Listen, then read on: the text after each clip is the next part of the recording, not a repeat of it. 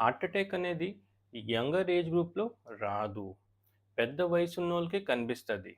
ఇది నిజమా? లేపోతే ఫాల్సా? హార్ట్ అటాక్ ఫీమేల్స్‌లో రాదు. ఇక మేల్స్‌లోనే కనిపిస్తుంది. ఇది నిజమా? ఫాల్సా? ఇలాంటి మిత్స్ ఇవాళ మనం ఈ వీడియోలో బస్ట్ చేద్దాం. నమస్కారం. నా పేరు డాక్టర్ రవి గుజ్జు, కన్సల్టెంట్ కార్డియాలజిస్ట్. మిత్ నంబర్ 1,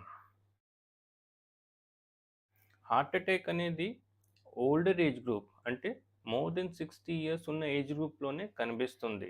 ఇక యంగర్ ఏజ్ గ్రూప్లో కనిపించదు. ఈ స్టేట్మెంట్ తప్పు. మనకి ప్రజెంట్ ఇరాలో హార్ట్ అటాక్ అనే ప్రాబ్లం అన్ని ఏజ్ గ్రూప్స్లోనూ కనిపిస్తుంది. As young as 30 to 40 years వయసు ఉన్నోళ్ళకి కూడా హార్ట్ అటాక్స్ కనిపిస్తున్నాయి. దీనికి కారణం లైఫ్ స్టైల్ చేంజెస్ ఇంకా associated metabolic diseases. Metabolic diseases అంటే ఏమిటి? Associated blood sugar levels high ఉండడం, ఇక బ్లడ్ ప్రెషర్ లెవెల్స్ హై ఉండడం, ఇక హై కొలెస్ట్రాల్ లెవెల్స్ ఉండడం. దీంతో పాటు life style changes like smoking and alcohol consumption వలన ఎర్లీ ఏజ్లోనే హార్ట్ అటాక్స్ కనిపిస్తాయి. ఇక దీంతో పాటు మన ఇండియన్ పాపులేషన్లో జీన్స్ కూడా ఒక మేజర్ పార్ట్ ప్లే చేస్తాయి. మన ఇండియన్ పాపులేషన్లో జెనెటిక్ ప్రాబ్లం వలన హార్ట్ అటాక్స్ ఎర్లీ ఏజ్లో కనిపిస్తాయి. వెస్టర్న్ పాపులేషన్లో 60 ఇయర్స్ దాటాకనే హార్ట్ అటాక్స్ కనిపిస్తాయి. ఇక మన ఇండియన్ పాపులేషన్లో 40 ఇయర్స్కి హార్ట్ అటాక్స్ కనిపిస్తాయి. దీనికి ఒక ముఖ్యమైన కారణం మన జీన్స్. ఇక నెక్స్ట్ మిత్ చూద్దాం. మిత్ నంబర్ 2, ఫీమేల్స్కి హార్ట్ అటాక్ రాదు. ఈ స్టేట్మెంట్ తప్పు. ఫీమేల్స్లో కూడా హార్ట్ అటాక్స్ కనిపించవచ్చు. మనకి యంగర్ ఫీమేల్స్ రిప్రొడక్టివ్ ఏజ్ గ్రూప్లో ఉన్న ఫీమేల్స్లో ప్రొజెస్ట్రాన్ అండ్ ఈస్ట్రోజన్ అని సెక్స్ హార్మోన్స్ ఉంటాయి. ఈ హార్మోన్స్ మనకి కార్డియో ప్రొటెక్షన్ ఇస్తాయి, అంటే హార్ట్ అటాక్స్ని రాకుండా ఆపుతాయి. ఇక వన్స్ మెనోపాజ్ అటెండ్ అయిన తర్వాత, అంటే ఫీమేల్స్లో 45 ఇయర్స్ దాటిన తర్వాత ఫీమేల్ పేషెంట్స్లో కూడా హార్ట్ అటాక్స్ రావడానికి మేల్స్ కంపారిజన్లో ఈక్వల్ ఛాన్సెస్ ఉంటాయి. సో ఫీమేల్స్లో హార్ట్ అటాక్స్ రాదు అనేది తప్పు కాన్సెప్ట్. ఇక మిత్ నంబర్ 3, నేను హెల్తీగా ఉన్నాను, నాకు హార్ట్ అటాక్ రాదు అనేది తప్పు. ఈ ప్రజెంట్ ఇరాలో మనకి ఏం ప్రాబ్లం లేకుండా ఉన్నా కూడా ఒకసారి హార్ట్ చెకప్ చేసుకోవడం మంచిది. 30 ఇయర్స్ దాటిన తర్వాత అందరూ కంపల్సరీగా హార్ట్ చెకప్ అనేది చేసుకోవాలి. ఎందుకంటే మన బాడీలో కొన్ని సైలెంట్ కిల్లర్స్ ఉన్నాయి. Silent killers like high uncontrolled blood pressure levels, high cholesterol levels. ఇవి చెక్ చేస్తే గానీ మనం పట్టుకోలేము. బ్లడ్ ప్రెషర్ చెక్ చేస్తే గానీ మనకి హై ఉందా, నార్మల్ ఉన్నదా అనేది తెలీదు. కొలెస్ట్రాల్ లెవెల్స్ బ్లడ్ టెస్ట్ చేస్తే గానీ తెలీదు.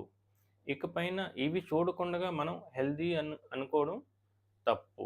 So uncontrolled blood pressure levels ఇంకా హై కొలెస్ట్రాల్ లెవెల్స్ తెలుసుకోవడానికి మీ లోకల్ కార్డియాలజిస్ట్‌ని కన్సల్ట్ చేయండి. ఇలాంటి ప్రాబ్లమ్స్ మనం ముందుగానే పట్టుకోగలిస్తే హార్ట్ అటాక్స్ మనం అవాయిడ్ చేయొచ్చు. Myth number 4, smoking. నేను ఆల్రెడీ స్మోక్ చేస్తున్నాను, నాకు ఆల్రెడీ హార్ట్ అటాక్ వచ్చే రిస్క్ ఉంది, ఇక నేను స్మోకింగ్ ఆపేస్తే ఏమీ డిఫరెన్స్ ఉండదు. ఈ మిత్ తప్పు. స్మోకింగ్ అనేది మన ఒంటిలోని చాలా క్యాన్సర్స్కి కారణం. దాంతోపాటు హార్ట్ అటాక్స్ కూడా కారణం. స్మోకింగ్ చేస్తున్నప్పుడు నికోటిన్ అనే ప్రోడక్ట్ మన బ్లడ్లోనికి వెళ్తుంది. ఈ నికోటిన్ అనే ప్రోడక్ట్ మన గుండెకి సప్లై చేసే కోరనరీ ఆర్టరీస్లో ఆథెరోస్క్లెరోసిస్ అంటే కొలెస్ట్రాల్ డిపోజిషన్ ఎక్కువగా చేస్తుంది. దీనివలన మన కోరనరీ ఆర్టరీస్లో బ్లాక్స్ ఫార్మ్ అవుతాయి. దీని తర్వాత హార్ట్ అటాక్స్ వస్తాయి. సో స్మోకింగ్ గన ఆపగలిస్తే మనం ఈ బ్లాక్స్ తగ్గించుకోగలుగుతాం.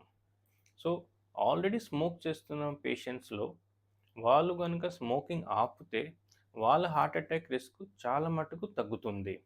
సో ఎవరైతే స్మోక్ చేయరో నాన్ స్మోకర్స్లో స్మోకర్స్ కంపారిజన్లో హార్ట్ అటాక్ రిస్క్ తక్కువ. ఇక ఎవరైతే కన్సిస్టెంట్గా స్మోక్ చేస్తున్నారో ఇంకా స్మోకింగ్ ఆపడం లేదో ఆ పేషెంట్స్లో హార్ట్ అటాక్ రిస్క్ చాలా హై ఉంటుంది. ఇక ఏ పేషెంట్స్ అయితే స్మోకింగ్ డిస్కంటిన్యూ చేస్తారో అలాంటి పేషెంట్స్లో హార్ట్ అటాక్ రిస్క్ తగ్గుతుంది. సో ఇవాళ స్మోకింగ్ ఆపియండి. ఇక నెక్స్ట్ మిత్ చూద్దాం. మిత్ నంబర్ 5, లెఫ్ట్ భుజం పెయిన్ ఉంటేనే గుండెపోటు, ఇంకెక్కడైనా నొప్పి ఉంటే హార్ట్ అటాక్ కాదు. ఈ స్టేట్మెంట్ పార్షియలీ కరెక్ట్. మనకి లెఫ్ట్ ఆర్మ్ అంటే లెఫ్ట్ భుజంలో నొప్పి ఉంటే హార్ట్ అటాక్ ఒక సూచన అయి ఉండొచ్చు, ఇది కరెక్ట్. బట్ వేరే ఇంకెక్కడైనా నొప్పి ఉంటే హార్ట్ అటాక్ పాసిబిలిటీస్ కూడా ఉంటాయి. మనకి నాట్ ఓన్లీ లెఫ్ట్ ఆర్మ్ కాకుండా చెస్ట్ ఏరియాలో any area of the chest, left side అవ్వచ్చు, రైట్ సైడ్ అవ్వచ్చు, ఇక బ్యాక్ సైడ్ ఆఫ్ చెస్ట్ ఏరియాలో కూడా నొప్పి ఉంటే హార్ట్ అటాక్ అవ్వచ్చు. ఇక రైట్ ఆర్మ్ పెయిన్ ఉన్న కొన్నిసార్లు హార్ట్ అటాక్ అవ్వచ్చు. ఇది కాకుండా మనకి నెక్ ఏరియాలో పెయిన్ ఉన్న కొన్నిసార్లు హార్ట్ అటాక్ ఎర్లీ ఇండికేషన్ అవ్వచ్చు. ఇక జా పెయిన్ ఉన్న కూడా కొన్నిసార్లు హార్ట్ అటాక్ ఎర్లీ సూచన అయి ఉండొచ్చు. ఇక స్టమక్ ఏరియాలో కూడా కొన్నిసార్లు మనకి హార్ట్ అటాక్ అనేది ప్రజెంట్ చేస్తుంది. ఇకపైన అంబలికస్ అంటే బొడ్డు కింద పెయిన్ హార్ట్ అటాక్ వలన రాదు. అలాగే జా పైన పెయిన్ హార్ట్ అటాక్ వలన రాదు. సో జా ఏరియా నుంచి అంబలికస్ ఏరియా మధ్యలోన ఎక్కడైనా పెయిన్ వస్తే హార్ట్ అటాక్ వలన అయి ఉండొచ్చు. ఇక నెక్స్ట్ మిత్ చూద్దాం. మిత్ నంబర్ 6, చెస్ట్ పెయిన్ ఉంటేనే హార్ట్ అటాక్ ఉంటుంది, చెస్ట్ పెయిన్ లేకపోతే హార్ట్ అటాక్ ఉండదు. ఈ స్టేట్మెంట్ ఫాల్స్. ఇది నిజమే, హార్ట్ అటాక్ ఉంటే చెస్ట్ పెయిన్ ఉంటుంది, కానీ హార్ట్ అటాక్లో కొన్ని హార్ట్ అటాక్స్లో మనకి చెస్ట్ పెయిన్ ఉండదు. ఇలాంటి హార్ట్ అటాక్స్ని సైలెంట్ హార్ట్ అటాక్స్ అంటాము. కొన్ని పేషెంట్స్లో చూస్తాము మనం, who are apparently healthy, cardiac చెకప్కి వచ్చినప్పుడు వాళ్ళకి గుండెలోని గతంలో హార్ట్ అటాక్ వచ్చినట్టుగా మార్పులు కనిపిస్తాయి. ఈ పేషెంట్స్ సర్ప్రైజ్ అవుతారు, నాకెప్పుడు చెస్ట్ పెయిన్ రాలేదు, ఎప్పుడు చెమటలు పట్టలేదు, మరి ఇది ఎలాగొచ్చింది. సో ఇది ఎల్డర్లీ పాపులేషన్ అంటే పెద్ద వయసున్న పాపులేషన్లో, ఇక డయాబెటీస్ అంటే షుగర్ ఉన్న పాపులేషన్లో కొన్నిసార్లు సైలెంట్ హార్ట్ అటాక్స్ కనిపిస్తుంది. అందుకే అన్ని షుగర్ ఉన్న patients annually once heart checkup చేసుకోవడం మంచిది. దీంతో మనం ఇలాంటి సైలెంట్ హార్ట్ అటాక్స్ని పట్టుకోవచ్చు, ఇక నెససరీ ప్రికాషన్స్ తీసుకోవచ్చు. ఇక నెక్స్ట్ మిత్ చూద్దాం. మిత్ నెంబర్ 7, హార్ట్ అటాక్స్ని మనం ఆపలేము. ఇది తప్పు. కొన్ని హార్ట్ అటాక్స్ మనం ఆపలేము, but majority of the heart attacks మనం ఆపగలుస్తాం. ముందుగానే మనం తెలుసుకుంటే, నెససరీ ప్రికాషన్స్ తీసుకుంటే majority of the heart attacks can be stopped. ఈ ప్రికాషన్స్ ఏమిటి?